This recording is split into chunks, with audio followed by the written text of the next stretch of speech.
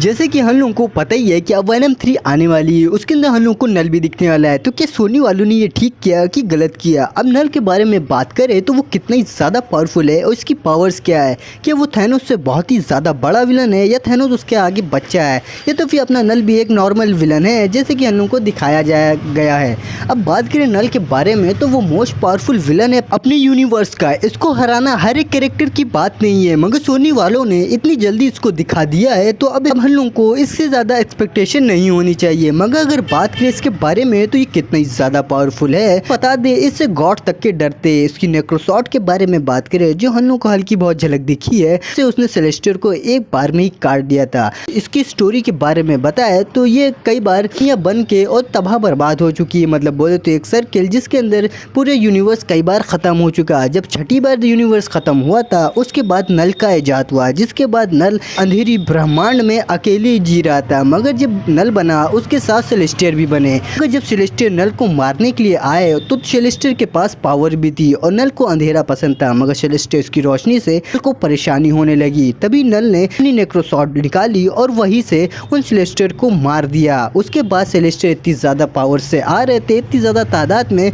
कि नल ने अपने कई सारे सिम्बियोट बनाना स्टार्ट कर दिए और उनको अपने माइंड से कंट्रोल करने लगा। मगर उन लोगों ने अपने नल को ही धोखा दे दिया। फिर उसके बाद जब नल कैद से अपनी निकला तो उसको ये पता लगा कि अपने पृथ्वी पे एक ऐसा बच्चा है जो कि नल को बहुत ही इजीली किल्स कर सकता है। जी हाँ, तो नल को जब पता लगा तो उसने सोचा क्यों ना पृथ्वी पे जाके उस बच्चे को ख़त्म कर दिया जाए। वो बच्चा था एडी ब्रॉक का। तो एडी ब्रॉक के बारे में बात करें तो अपने वेनम के बारे में हम लोग जानते ही है कि वो एडी ब्रॉक के साथ ही रहता है। तो जब नल को ये पता लगा कि इतनी आसानी से ये बच्चा मेरे को मार सकता है तो वो अपनी पूरी फौज के साथ फुल पावर से आने लगा पृथ्वी की तरफ। पृथ्वी की तरफ जब वह आ रहा था तब अपने वेनम को पता लग गया कि अपना नल आ रहा है, क्योंकि वो भी उसके माइंड से कनेक्ट था। और जब वो वेनम चाहता है सारे एवेंजर्स को बताने कि बहुत ही बड़ा खतरा आ रहा है और शायद तुम लोग इससे नहीं जीत सकते, तो सारे एवेंजर्स वेनम को बहुत ही हल्के में लेते हैं। और जो है अपना आयरन मैन ये करता है, जिसके इसके पास जितने भी सैटेलाइट, इसके पुराने शिप्स और जितनी भी चीजें थी उसके अंदर इसने टाइम बम लगा के अंतरिक्ष में छोड़ दिया था, ताकि अगर नल की फौज आए तो उससे ही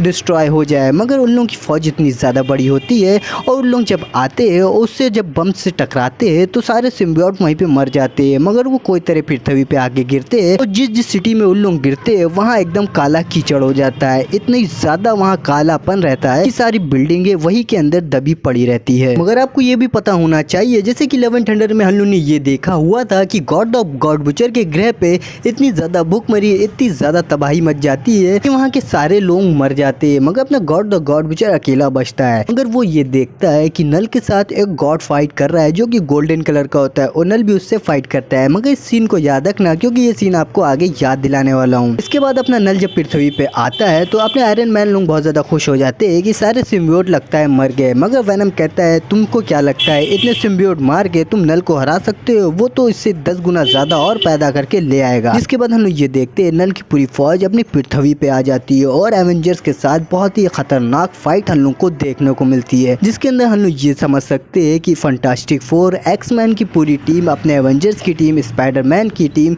यहाँ तक कि ब्लैक बोल्ट और जितने भी सुपर हीरो अपने यूनिवर्स में है सारे के सारे लग जाते हैं नल की सेना से लड़ने के लिए, उसको ख़त्म करने के लिए। मगर नल इतना ज़्यादा पावरफुल होता है कि वो सबको धीमे धीमे मारता चला जाता है और कोई भी ऐसा कैरेक्टर नहीं रहता है जो कि उसके आगे टिक सके। यहाँ तक कि वो इतना ज़्यादा पावरफुल हो गया था कि उसको हराना लगभग इम्पॉसिबल हो रहा था। तो कैप्टन अमेरिका एक प्लान बनाता है कि वो सेंट्री को बुलाता है। अगर आप लोगों को बता दें ये सेंट्री है कौन, सेंट्री मोस्ट पावरफुल कैरेक्टर अपने एमसीयू का है, उसको आप लोग एमसीयू का सुपरमैन भी कह सकते हैं। मगर इसके बारे में अगर हम लोग बात करें तो जब सेंट्री को वो बुलाता है तो सेंट्री आता है एक सेलेस्टियर को बीच से फाड़ते हुए। अब आप लोग कहोगे यहाँ सेलेस्टियर कैसे आ गया? जो नल है उसने सेलेस्टियर को गुलाम बना के रखा था, उसको जो कंज्यूम कर लिया था और सेलेस्टियर को गुलाम बनाने के बाद वो लोग अपने एवेंजर्स सेलेस्टियर से भी लड़ रहे थे। यहाँ पे हम लोग ये देखते हैं कि सेलेस्टियर को जब फिर से बीच से फाड़ के अपना सेंट्री आता है तो यहाँ पे एवेंजर्स बहुत ज़्यादा खुश हो जाते हैं कि शायद इन लोग अब जीत सकते हैं।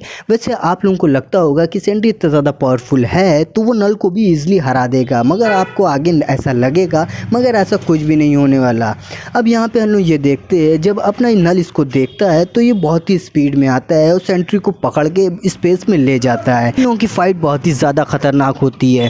फिर उसके बाद नल कहता है क्या तुम्हें लगता है मैं भूल चुका हूँ वो बात? तो सेंट्री कहता है तुम कौन सी बात कर रहे हो? कहे कि बहुत पहले सेंट्री ने अपने कार्नेज को बीच से फाड़ दिया था, इसके बारे में अपने नल को भी पता है। इतना ही डायलॉग बोलते ही अपना नल सेंट्री को बीच से फाड़ देता है। जी हाँ, यहाँ पे अपना सेंट्री तुरंत ही मर जाता है। मगर आप लोगों को लग रहा होगा सेंट्री बहुत ही ज़्यादा पावरफुल है, वो नल को हरा सकता है, तो ऐसा कुछ भी नहीं होने वाला था।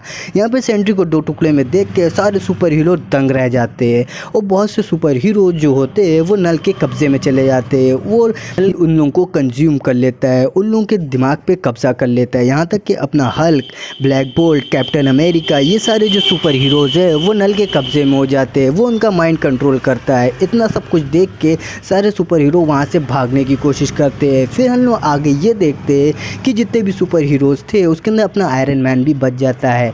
और मगर अगर आगे बात करें तो अब नल को हराना लगभग हर एक कैरेक्टर के लिए इम्पॉसिबल हो गया था। उससे जीतना कोई भी ऐसे कैरेक्टर की बात नहीं थी कि वो उससे कोई जीत सके। फिर आगे स्टोरी में हम लोग ये भी देखते हैं कि जितने भी सुपर विलन है से लेके यहाँ तक कि नेमोर से लेके और डॉक्टर ऑक्टेवियस से लेके हर एक जो सुपर विलन अपने मार्वल यूनिवर्स में एग्जिस्ट करते हैं उन लोग सब एक टीम बनाते हैं। यहाँ तक कि सुपर हीरो विलन से जाके भीख मांगते हैं कि तुम लोगों को मेरे साथ मिलके काम करना पड़ेगा, नहीं तो ये अपना जो पृथ्वी है इसको कोई भी नहीं बचा सकता। हम लोग ये देखते हैं कि सारे सुपर विलन और सब सुपर हीरो मिलके एक टीम बनाते हैं और नल को मारने की कोशिश करते हैं। मगर क्या आपको लगता है कि इन लोग नल को इजीली बीट कर पाएंगे कि नहीं? आप लोग कमेंट कर दो। अगर वीडियो पसंद आए तो लाइक भी ज़रूर करना और चैनल को बिना सब्सक्राइब किए जाना नहीं। तो अब यहाँ पे हम लोग आगे बात करें तो आप लोग उस चीज़ को मत भूलना जब मैंने बताया था गॉड द गॉड बुचर देखता है, एक गोल्डन गॉड और नल के बीच फाइट होती है। इस सीन को याद जरूर रखना।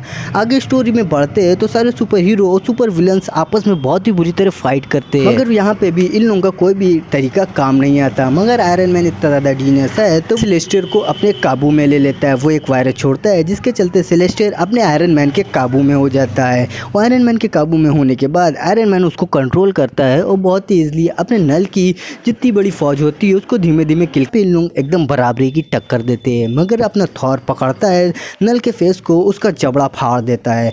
यहाँ पे तो सुपर हीरोज़ ये फाइट को देखा करते हैं और इन लोगों को लगता था कि शायद थॉर इन लोगों को बचा लेगा। और नल का जबड़ा जब बीच से टूट जाता है तो कुछ पलों में वो जबड़े को वो रिकवर कर लेता है। वो रहते उसको बताया कि मैं नल से कभी भी नहीं जीत सकता, कोई भी कीमत में मैं नल को नहीं हरा सकता। तो सिल्वर सफर के साथ जब उसकी बात होती है तो वहाँ पे वो करके ले जाता है सूरज की रोशनी में और नल को बहुत ही बुरी तरह मारता है और नल को सूरज की रोशनी में फेंक देता है।